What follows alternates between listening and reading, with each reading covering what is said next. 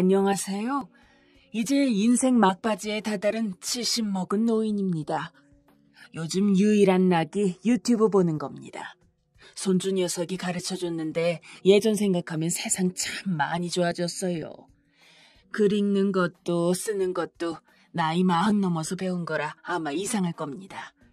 제 글 좀 잘 다듬어 주셔서 많은 사람들이 볼 수 있게 해주세요. 저희 집은 대가족이었어요. 할머니, 할아버지와 작은아버지 식구들, 그리고 우리 집 식구들까지 시골 처갓집에 옹기종기 모여 살았지요. 지금이야 우리나라가 살기 좋았지만 제 연배 되시는 분들은 아마 아실 겁니다. 보릿고개가 찾아와 배를 쫄쫄 굽는 날도 많았고 그럴 때마다 산으로 올라가 적은 목표로 연명할 때가 많았지요. 그래도 그때는 사촌들과 친오빠 2명, 그리고 막둥이 남동생까지 산으로 강으로 뛰어다니며 재미있게 놀았어요. 그런데 제가 12살이 되던 해 아버지 어머니는 서울로 올라가 돈을 벌어오겠다고 떠나더니 다시는 돌아오지 않았어요. 전화도 없던 시절이라 서울에서 무슨 일을 당하셨는지 50년이 지난 지금도 생사조차 확인할 수 없습니다. 제가 이제 70이 되었으니 아마 천국으로 가셨겠지요. 아직도 생생히 기억나지만 제 할머니는 아버지 어머니가 행여나 올까봐 해가 질 때까지 마을 입구에서 목이 빠져라 매일 기다리셨어요. 그리고 2년쯤 됐을까요? 14살이 되었을 때 할아버지가 저를 앉혀놓고 이야기하셨어요. 순자야, 내일 고모가 올 거다. 너 공부도 시켜주고 맛있는 것도 많이 먹게 해준다니 고모 따라가 봐라. 하고 말씀하셨어요. 그 말을 듣고 어찌나 설레이던지 밤새 잠도 한숨 못 잤습니다. 그리고 다음날 고모 손에 이끌려 먼 동네로 가게 되었어요. 어린 시절에야 눈에 보이는 건 산하고 강밖에 없었으니 그 동네를 보고는 입이 떡 벌어질 수밖에 없었죠. 처음으로 버스도 타보고 고모가 왕사탕도 주먹 한가득 사주신 덕분에 즐겁게 갈 수 있었어요. 도착한 곳은 으리으리한 2층 집이었어요. 지금이야 좋은 집들이 워낙 많지만 그 당시에는 집안에 2층으로 올라가는 계단이 있는 집이 흔치 않았지요. 그리고 저를 맞이한 사람은 차가워 보이는 아줌마 1명과 저보다 나이가 많아 보이는 남자 1명, 그리고 저랑 비슷해 보이는 여자 2명이 있었어요. 상황이 낯설어 멀뚱멀뚱 서 있는 저를 보고 고모가 말했어요. 순자야, 주인 아주머니다. 인사드려라. 어색하긴 했지만 속으로 내심 이런 집에 살면서 공부할 수 있다니 마냥 좋았던 것 같아요. 그리고 주인 아주머니가 가르치는 곳에 짐을 풀었어요. 그곳은 다락방이었는데 지금 생각해보면 2평 정도 채 안 되는 방이었던 것 같아요. 그렇게 저는 새로운 환경에서 새로운 꿈을 키워나갈 줄만 알고 너무 좋아했었죠. 하지만 제 기대는 그날 저녁부터 와장창 깨졌어요. 주인 아주머니가 부르는 소리에 주방으로 달려갔는데 그때 한 아줌마를 소개해줬어요. 순자야, 이 복순이 아줌마 말 잘 따르거라. 라는 말에 알겠다고 대답은 했지만 상황 파악이 되지 않았어요. 그저 아줌마가 이것저것 시키는 걸 하기 시작했어요. 순자라고 했니? 앞으로 나랑 일하게 될 거다. 시키는 일 군소리 말고 잘해야 된다. 차갑게 말하는 아줌마의 얼굴은 주름살이 자글자글해서 고생을 많이 한 듯 보였어요. 그때부터 점점 깨달을 수 있었죠. 공부하러 간 게 아니라 식모살이 하러 갔다는 걸. 다락방에 복순이 아줌마와 함께 첫날을 보내게 되었어요. 아직도 복순이 아줌마 말이 잊히질 않네요. 순자야, 너도 나처럼 인생이 기구하구나. 불쌍한 것. 그 다음 날부터 복순이 아줌마의 말이 실감됐죠. 새벽 4시에 흔들어 깨우는 복순이 아줌마를 따라 주방으로 갔어요. 시골에서 잡일을 돕긴 했지만 직접적으로 음식을 차리는 건 처음이었죠. 서툰 손으로 칼질을 하다가 손이 베기도 하고 잔소리도 많이 들었어요. 그렇게 어렵게 차려낸 밥상을 주인집 식구들이 고급스러워 보이는 식탁에 앉아 밥을 먹는데 저와 복순이 아줌만 먹다 남은 음식을 구석진 곳에서 먹었어요. 시골에선 남자들끼리 따로 먹긴 했지만 그런 경험을 처음 보고는 비참하다는 생각이 들었어요. 밥 먹고 집안을 청소하고 점심을 준비하고 빨래를 했어요. 이렇게 하루하루 쳇바퀴 돌아가는 식모 생활은 계속 이어졌어요. 그리고 어느 날 잘 익은 홍시가 식탁에 놓여 있었어요. 빨갛게 잘 익은 홍시를 보니 시골에서 먹었던 기억이나 몰래 하나를 훔쳐 행여나 들킬까봐 창고에서 허겁지겁 먹었어요. 그런데 저와 1살 동생인 미옥이라는 주인집 막내딸한테 딱 걸리고 말았죠. 미옥이는 그 광경을 보고 쪼르르 주인집 아줌마한테 달려가서 일러 바쳤어요. 그러더니 주인집 아줌마가 복순이 아줌마를 불렀어요. 아줌마, 일로 와봐. 순자가 도둑질하는데 가만히 보고만 있었던 거야? 라고 화를 내며 복순이 아줌마의 뺨을 때렸어요. 지금 50년도 넘는 이야기지만 그날을 잊을 수가 없어요. 복순이 아줌마는 머리가 땅에 닿을 때까지 주인 아줌마한테 연신 죄송하다 했어요. 그리고 복순이 아줌마가 순자, 너 이리 따라와 라고 제 손을 잡고 뒷산으로 올라갔어요. 겁에 질려 눈물만 흘리고 있는데 복순이 아줌마가 저한테 그랬어요. 복순아, 홍시 먹고 싶었으면 이 아줌마한테 말하지. 다음부터는 아줌마가 몰래 빼놓을 테니까 아줌마한테 꼭 말해. 라고 제 머리를 쓰다듬어 주었죠. 그때 처음으로 알았어요.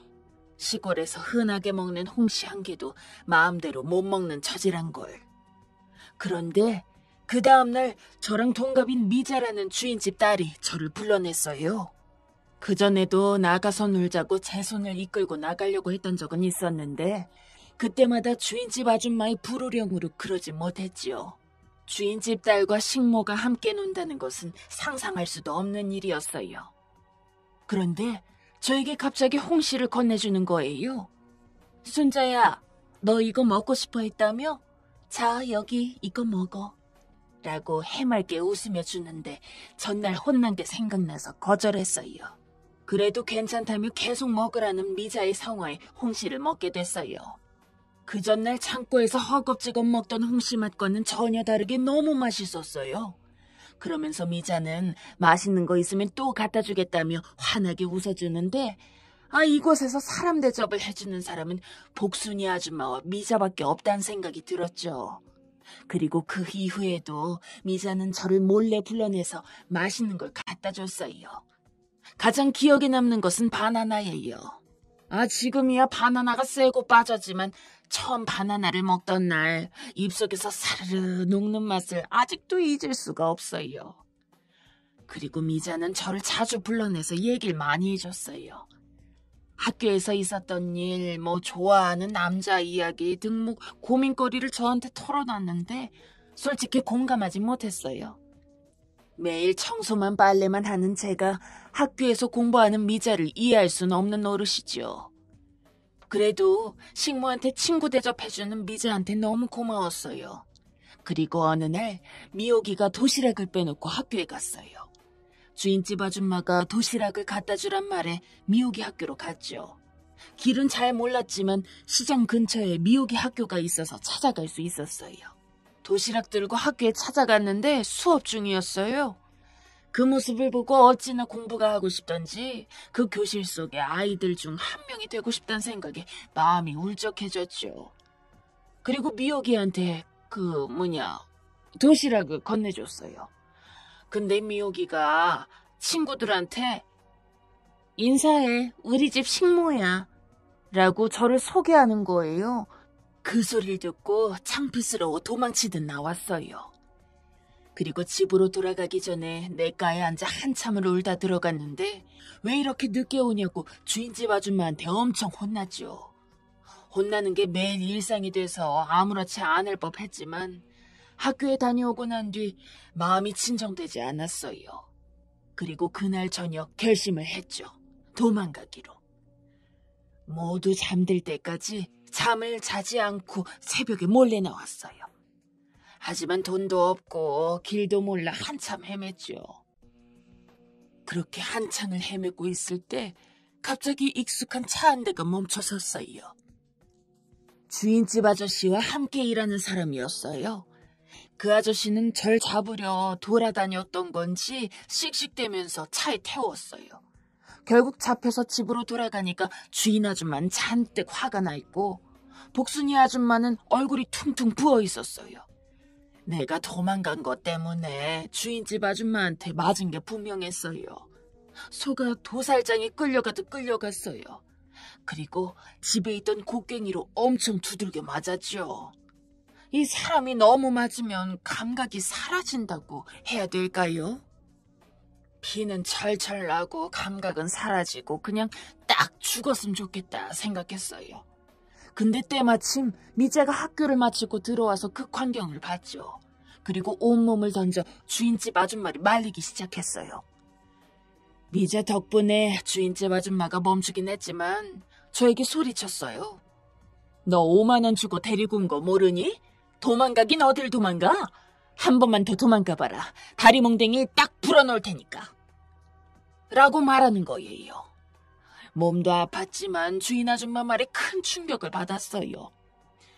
할아버지가 저를 5만 원에 팔아넘겼다는 사실을 처음 알게 된 거예요. 공부도 시켜주고 맛있는 것도 많이 먹게 해주겠다더니 반복된 일상은 계속됐어요. 5만 원 받고 팔려온 저는 열심히 일할 수밖에 없는 운명이었죠. 그러던 어느 날 주인집 아저씨와 아줌마가 서울에 올라갈 일이 생겼어요. 그리고 복순이 아줌마도 시중을 들기 위해 따라간다 했어요. 그런데 주인집 아줌마는 제가 또 도망갈까봐 주인 아저씨 직원한테 제 감시를 시켰죠. 복순이 아줌마 없이 혼자 처음으로 밥을 했어요. 어느새 손에 익었는지 뚝딱 한 상 차릴 수 있는 경지까지 이르렀어요. 그리고 미자가 말했어요. 복순아, 오늘은 부모님도 안 계시니까 우리 밥 같이 먹자. 라고 말해주었어요. 그러자 미호기가 언니, 무슨 식모랑 같이 밥을 먹어? 싫단 말이야. 저는 그 상황이 너무 싫어 속이 안 좋다고 핑계를 댔어요. 그리고 그날 저녁 다락방에 지친 몸을 이끌고 누웠는데 주인집 오빠가 갑자기 들어온 거예요. 말도 잘 없고 매일 책만 붙들고 살았던 오빠가 갑자기 들어와 저를 덮쳤어요. 그리고 누구한테 말하면 죽인다는 소리를 남기고 떠나갔죠. 에휴, 그때 그 감정을 어떻게 표현할까요? 불 꺼진 다락방에서 날이 밝을 때까지 흐느껴 울었어요. 더 비참했던 건 아픈 몸을 이끌고 아침밥을 차려야 하는 슬픈 운명이었죠. 아침밥 먹는 오빠는 저를 쳐다보더니 눈빛으로 말하는 것 같았어요. 말하면 죽여버린다고. 청소하며 울고 빨래하며 울었어요. 그냥 딱 죽고 싶다는 생각만 했던 것 같아요. 그리고 복순이 아줌마가 돌아왔어요. 복순이 아줌만 퉁퉁 부은 눈을 보더니 무슨 일 있냐고 물어봤지만 그냥 잠을 잘 못 자서 부었다고 둘러댔죠. 그렇게 며칠이 지났는데도 그날 저녁에 당한 끔찍한 일이 계속 떠올라서 잠을 잘 수가 없었어요. 결국 복순이 아줌마한테 모두 털어놨어요. 그랬더니 복순이 아줌마는 한숨을 푹 쉬더니 저를 꼭 안아주었죠. 그리고 다음날 저녁 복순이 아줌마가 조용히 말을 했어요. 순자야, 조용히 짐 빨리 챙겨라. 라고 말하는 거예요. 저는 그 소리를 듣고 멀뚱멀뚱 서 있었죠. 그러자 복순이 아줌마는 뭐해? 집에 안 갈 거야? 빨리 챙겨. 라는 다급한 말에 얼마 되지 않는 짐을 챙겨 복순이 아줌마를 따라 나왔어요. 어둠을 헤치고 복순이 아줌마 손에 이끌려 도착한 곳은 버스 정류장이었어요. 그리고 저에게 돈 1,000원과 제 고향 이름이 적혀있는 종이를 주셨지요. 순자야, 날 밝으면 사람들이 많이 올 거야. 그럼 이 종이에 적힌 똑같은 글씨가 버스에 보이면 그 버스를 꼭 타야 된다. 정신 바싹 차리고 무조건 첫 차를 타야 돼. 라며 신신당부를 하고 돌아가셨어요. 복순이 아줌마는 자신이 당할 걸 뻔히 알면서도 저를 위해 희생해 주신 거예요. 그날이 복순이 아줌마와 마지막이었죠. 그리고 어렵게 집으로 돌아왔어요. 제가 돌아가자 모두들 놀란 눈치였어요. 상황을 다 설명하자 할아버지는 작은아버지를 시켜 저를 서울로 보냈어요. 그리고 전 서울에서 잠도 재워주고 일도 할 수 있는 미싱사로 취업하게 됐죠. 숨쉬기도 힘든 닭장 같은 곳에서 14시간이나 일해야 됐고 하루 일당 100원도 안 됐지만 식모살이보단 훨씬 나았어요. 그리고 몇 년 후 좋은 사람을 만나 결혼하게 됐어요. 다행히 남편이 안경 사업을 했는데 그게 잘 된 덕분에 돈도 많이 벌고 자식도 4명이나 낳았죠. 자식들도 다 시집장가 보내고 이제 남편과 편한 노후 생활 하려고 했더니만 뭐가 그리 급한지 5년 전에 먼저 하나님 곁으로 갔어요. 평생 동반자가 먼저 하늘나라로 가니 제가 의지할 곳은 하나님밖에 없더라고요. 그래서 제 일과는 교회와 늘 함께였어요. 몇 달 전 코로나 사태로 인해 자원봉사자가 줄어 힘들다는 장애인 시설을 알게 됐고 저희 교회에서 가게 됐죠. 봉사를 마치고 교회 식구들과 근처 식당에서 저녁 먹고 나오는데 어떤 할머니가 쓰레기를 뒤지고 있는 거예요. 그러면서 음식물 쓰레기로 버려진 닭뼈를 빨아먹고 있는데 저는 너무 놀라 달려갔죠. 요즘 세상에 쓰레기를 뒤져가며 배를 채우는 사람이 어디 있습니까? 그리고 그 할머니한테 그러면 안 된다고 배탈 날 수도 있다고 계속 말렸는데 할머니는 막무가내였어요. 그래서 교회 차에 있던 빵을 가지고 와 드렸더니 말없이 잡아채 허겁지겁 먹는 거예요. 그 모습이 어찌나 짠하던지 지갑에 있던 돈을 모두 털어드렸어요. 그리고 불편한 마음을 갖고 집에 돌아왔는데 그 할머니가 계속 생각나는 거예요. 그런데 이상하게 그 할머니가 어딘가 모르게 낯이 익는 거예요. 어디서 봤지? 계속 생각해봐도 생각나질 않는 거예요. 분명히 어디에서 본 것 같은데 도무지 생각이 안 나 그러려니 했어요. 그런데 주일 예배를 드리고 기도를 하는데 갑자기 번쩍하고 할머니의 정체가 생각이 났어요. 하나님이 알려주신 거죠. 교회 끝나고 같은 교회 다니는 큰 놈을 끌고 할머니 봤던 곳으로 급히 달려갔어요. 몇 시간이 지나도록 그 할머니를 찾아 헤맸지만 찾을 수 없었어요. 그렇게 시간이 지나고 해가 질 무렵 사람들에게 수소문했더니 한 곳을 지목해줬어요. 아들과 불이 나게 그곳으로 갔죠. 리어카를 방패 삼아 잠을 자고 있던 그 할머니를 발견했어요. 그리고 소리쳤죠. 미자야! 그 소리에 미자는 일어나 멀뚱멀뚱 저를 쳐다봤어요. 쓰레기를 뒤져 음식을 먹었던 그 할머니는 어린 시절 식모살이 하던 주인집 딸 미자였어요. 미자라고 아무리 불러봐도 계속 저만 쳐다보고 아무 말 하지 않았어요. 하지만 전 50년이 넘는 시간이 흘렀지만 미자의 얼굴을 단번에 알아볼 수 있었어요. 미자야, 부잣집 딸이 왜 이렇게 있어? 도대체 어떻게 된 거야, 미자야? 나 순자야. 나 못 알아보겠니? 너희 집에서 같이 살던 순자야. 라고 애타게 말했어요. 하지만 미자는 획 하고 다시 돌아눕는 거예요. 옆에서 지켜보던 큰 놈은 어머니, 사람 잘못 보신 거 아니에요? 라고 물어봤지만 어떻게 제가 미자를 잊을 수가 있겠습니까? 그 힘든 시절 사람 대접해준 사람이라곤 미자와 복순이 아줌마뿐이었는데 항상 마음속에 고마움을 간직하고 죽기 전에 한 번쯤은 만나보고 싶다 생각했기 때문에 잊을 수가 없었죠. 하지만 제 마음과는 다르게 미자는 마음의 문을 열지 않았어요. 어쩔 수 없이 그날은 집에 돌아왔지만 미자가 걱정돼 잠을 잘 수 없었어요. 다음날 또 다음날 미자를 찾아갔어요. 다행히 큰 녀석이 어미 마음을 알아주고 같이 가준 덕분에 수월할 수 있었죠. 그렇게 몇 날 며칠 찾아갔지만 미자는 미동도 없었어요. 아쉬움을 멀리하고 사온 음식을 미자가 자는 곳에 놓고 돌아오기를 계속했죠. 그리고 그날도 미자가 마음을 열길 바라는 마음으로 떡과 이것저것 사서 갔어요. 그런데 미자가 말을 하기 시작했어요. 순자야, 고맙다. 저는 그 말을 듣고 어찌나 반갑던지 미자에게 달려가 꼭 안아주었죠. 그리고 극구 따라오기 싫어하는 미자를 끌고 오다시피 해서 집으로 데리고 왔어요. 먼저 더러워진 몸을 깨끗하게 씻겨줬죠. 깨끗하게 씻고 나오니 예전 미자의 모습이 더욱 선명하게 보였어요. 그리고 우리는 못다한 얘기를 나눌 수 있었어요. 미자는 결혼도 안 하고 혼자 지냈다고 했어요. 그리고 이것저것 했지만 잘 안 돼 10년 전부터 길거리 생활을 했다고 했어요.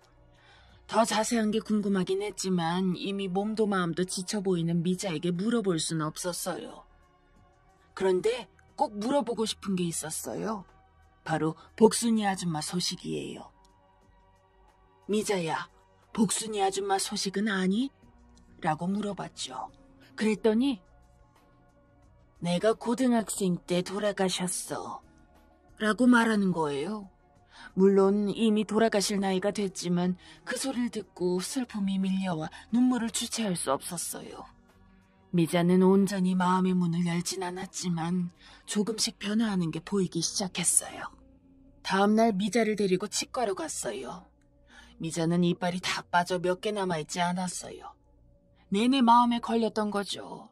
싫다는 미자를 끌고 검사를 받았는데 잇몸이 주저앉아 상황은 생각했던 것보다 심각했어요. 하루아침에 끝날 치료가 아니었죠. 치과 치료비도 2천만 원이 넘게 나왔어요. 하지만 그 돈은 식모살이 시절 미자가 저에게 보여준 따뜻함보다 훨씬 모자른 돈이었어요. 미자에게는 보험 처리가 된다는 거짓말을 하고 치료를 받게 했죠. 그리고 미자를 데리고 교회에 갔어요. 그곳에서 미자와 나란히 앉아 기도했어요. 하나님 감사합니다. 미자를 만나게 해준 건 하나님 은혜 때문입니다. 라고 목 놓아 기도했어요. 미자는 그런 저를 보고 가만히 있었지만 저는 알 수 있었어요. 이 모든 게 하나님의 뜻이었단 것을. 그리고 미자에게 말했습니다. 미자야, 나도 남편이 5년 전에 먼저 세상 떠나고 그 큰 집에 혼자 있으려니 너무 심심했어. 이제 우리 하나님 앞에 기도드리며 함께 살자. 라고 말했죠. 그러자 미자는 패기치기 싫다고 거부했지만 교회 식구들도 소개해주고 며칠을 붙어 다니니 점점 마음을 열기 시작했어요. 그리고 자식들도 다 불러 모았어요. 얘들아, 미자 이모다 인사드려라. 라는 말을 시작으로 이야기를 했어요. 아이들도 큰 놈한테 들어 상황을 알고 있었어요. 앞으로 나는 미자 이모와 함께 살기로 했다. 하나님이 엄마 심심하지 말라고 천사 같은 이모를 선물로 주신 것 같다. 너희들도 이모 잘 따라줬으면 좋겠어. 라고 말했죠. 자식들은 고맙게도 미자를 순순히 받아들여줬고 이모 이모 하면서 잘 따릅니다. 지금은 하루가 너무 행복합니다. 남편이 죽고 혼자 먹던 아침밥상에 이야기를 나눌 수 있는 친구가 있다는 것에 감사하고 함께 교회 나가 하나님의 말씀을 들을 수 있다는 것도 축복이란 생각이 들어요. 그리고 무엇보다 적적한 마음을 미자 때문에 달랠 수 있다는 게 좋은 것 같아요. 앞으로 미자가 먼저 죽을지 제가 먼저 죽을지 모르겠지만 큰놈한테 미리 말해놨어요. 만약 내가 미자보다 먼저 죽거든 네가 어떻게든 미자를 챙기라고 말까지 해놨어요. 고맙게도 당연히 그렇게 하겠다고 말하는 큰놈을 보니 제가 자식 교육 하나만큼은 참 잘 시켰다는 생각이 들어요.